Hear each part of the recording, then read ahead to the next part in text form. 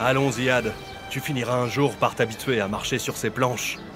Devons-nous attendre Loulou et Corail? Non, ils ont encore beaucoup de travail à faire. Allons donc chercher ma mère et mon père.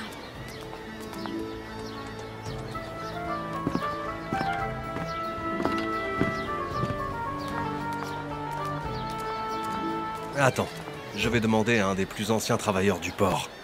Alors, comment vas-tu, mon ami? Ah, salut! Comment ça va, mon capitaine? Ça fait très longtemps que je ne t'ai plus revu ni entendu tes belles histoires. Dis-moi d'abord, aurais-tu vu par hasard un bédouin et sa femme ici sur le port il y a quelques jours? Cela fait plus de 50 ans que je travaille dans ce port, et depuis cette période, jamais je n'ai vu de bédouin voyager en bateau. Est-ce que vous en êtes sûr, monsieur?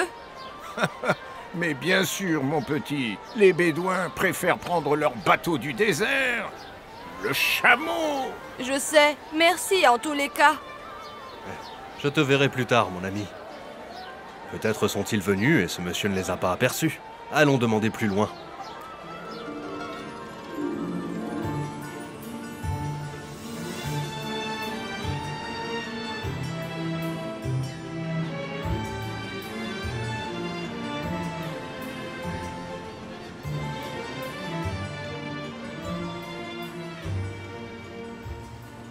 Je t'ai déjà dit que c'est un petit port.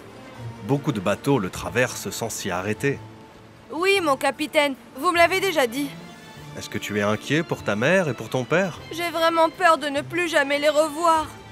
Tu les retrouveras avec la volonté du Seigneur. Sois optimiste, mon enfant. Tu dois être courageux comme les braves soldats dans l'armée du roi Saoul, qui ont affronté les dangers et les périls avec courage et gardé espoir jusqu'au bout.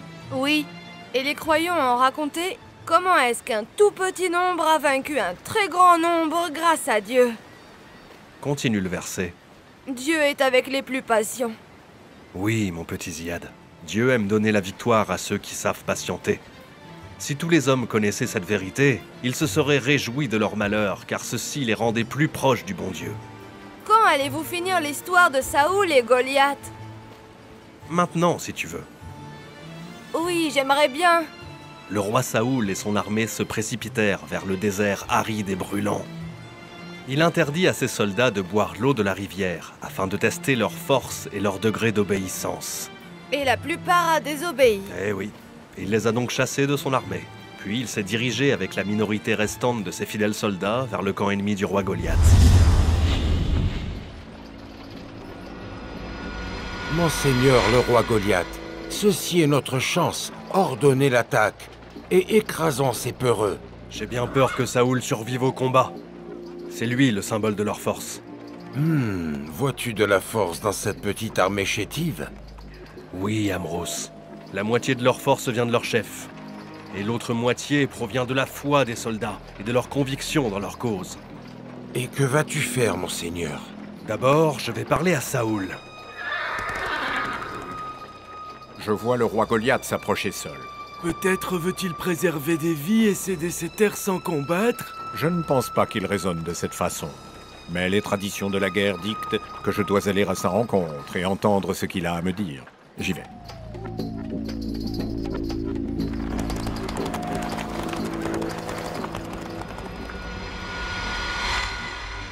Est-ce que c'est toi, Saoul le berger? Oui, c'est bien moi, l'homme modeste que Dieu a choisi comme roi pour rendre aux hommes leurs droits. Vous êtes un beau parleur, mais pour autant, êtes-vous un bon guerrier? Vous ne réussirez pas à me provoquer pour m'obliger à faire quelque chose que je n'aurais pas encore décidé. Ne voulez-vous pas me combattre? Pour vous vanter du fait de m'avoir tué? Détrompez-vous, je ne suis pas venu ici pour me vanter. Et pourquoi êtes-vous venu, alors? Pour que la terre revienne à ses propriétaires et que la paix règne parmi les hommes. Je n'ai pas de temps pour entendre ces absurdités. Je suis venu jusqu'ici pour voir le sang couler et le désert se colorer en rouge. Le sang des innocents déjà versé ne vous a-t-il pas suffi? Si vraiment vous désirez la paix, alors j'ai une offre qui pourrait vous intéresser. Alors allez-y, je vous écoute. Faisons un duel, ou alors choisissez le plus fort parmi vos hommes pour m'affronter. Si je gagne, vos terres deviendront miennes, et je serai le seul roi sur cette terre. Et si vous êtes vaincu, Goliath? C'est une supposition étrange. Mais si jamais ça arrive, alors dans ce cas, tous mes biens seront à toi, berger. Et la terre reviendra à ses propriétaires. Alors, qu'en dis-tu? Je suis d'accord. Dieu fait ce qu'il veut. J'attends donc que quelqu'un vienne m'affronter. Allez, berger, je me tiens prêt à tout moment. Je ne sais que vous dire, monseigneur.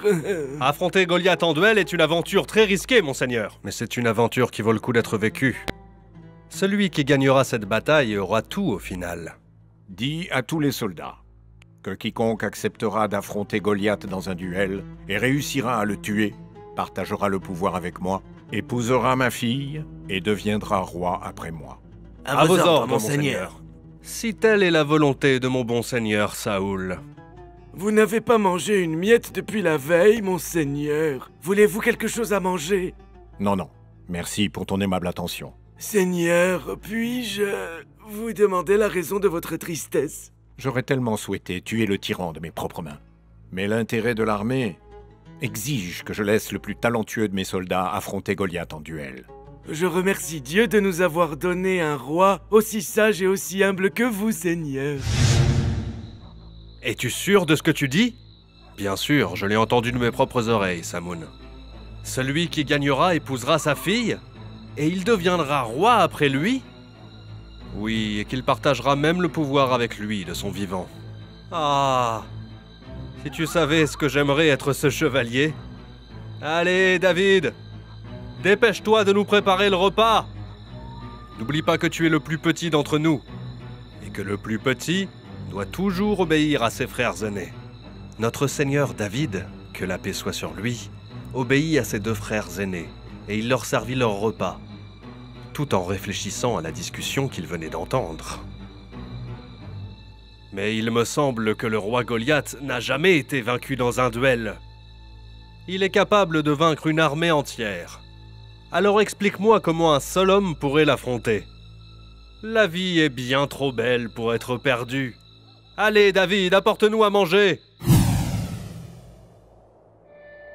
Qu'as-tu? Enfin, monseigneur, un des chevaliers se présente pour affronter le roi Goliath. Très bien, fais-le entrer immédiatement. Mais, monseigneur, Quoi? il n'est pas chevalier dans le vrai sens du mot. Je veux dire... Parle. Qu'est-ce que tu veux dire?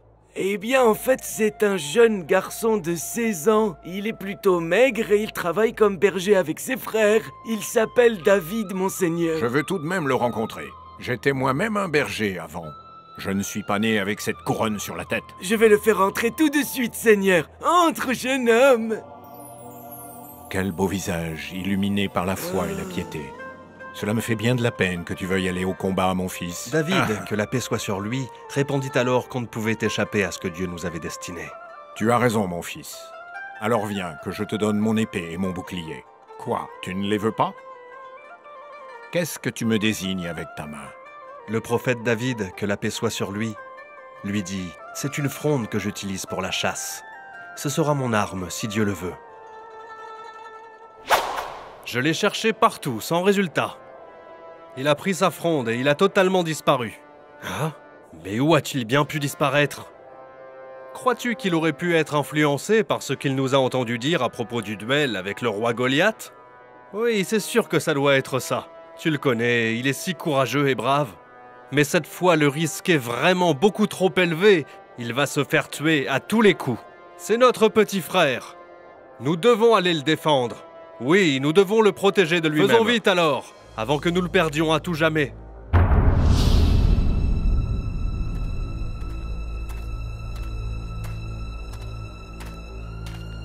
Auriez-vous vu par hasard un jeune homme qui veut affronter le roi Goliath en duel?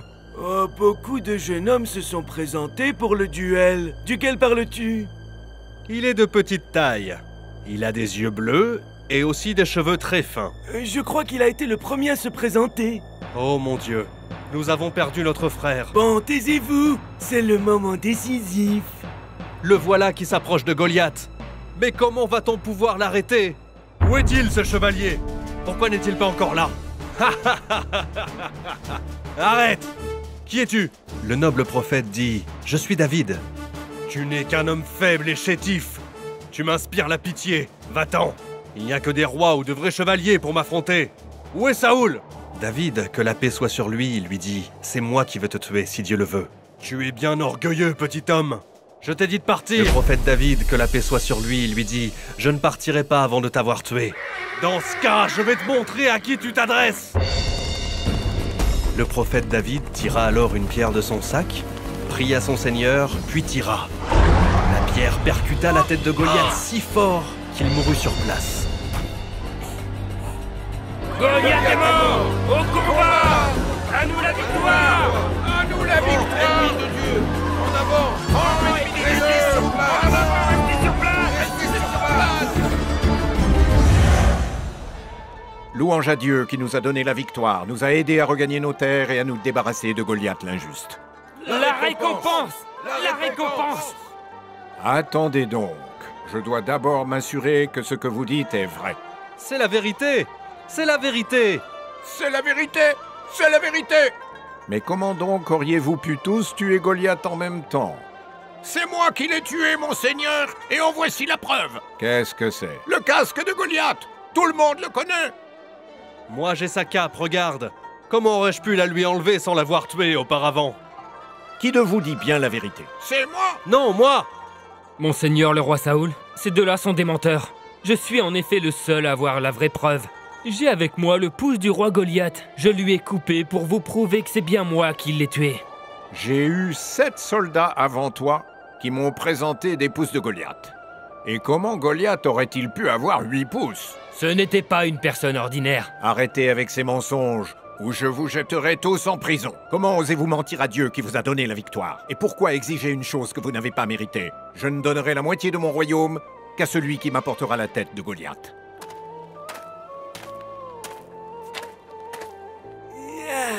Seigneur, le chevalier David est arrivé. Qu'y a-t-il dans ce sac? Oh, c'est la tête de Goliath, mon seigneur. C'est David qui l'a tué, ce noble chevalier.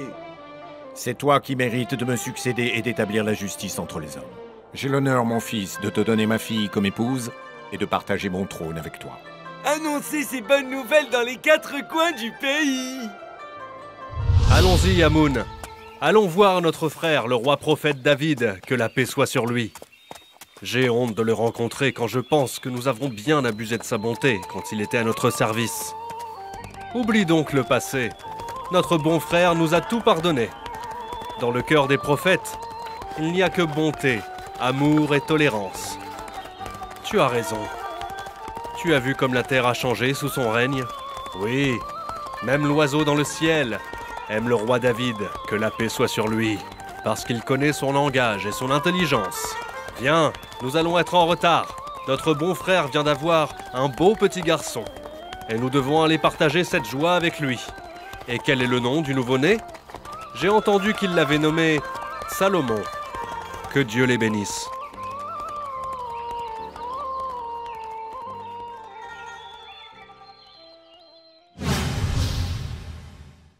Au nom d'Allah, le tout miséricordieux, le très miséricordieux.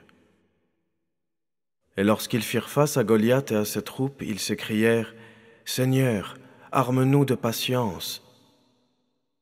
Affermis nos pas et accorde-nous la victoire sur ce peuple infidèle. » Ils mirent leurs ennemis en déroute par la grâce de Dieu. David tua Goliath. Et Dieu lui donna le pouvoir et la sagesse, et lui enseigna ce qu'il voulait. Si Dieu ne repoussait les hommes les uns par les autres, il y aurait partout le chaos sur la terre.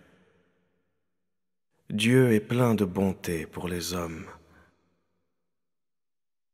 Allah le majestueux a dit vrai.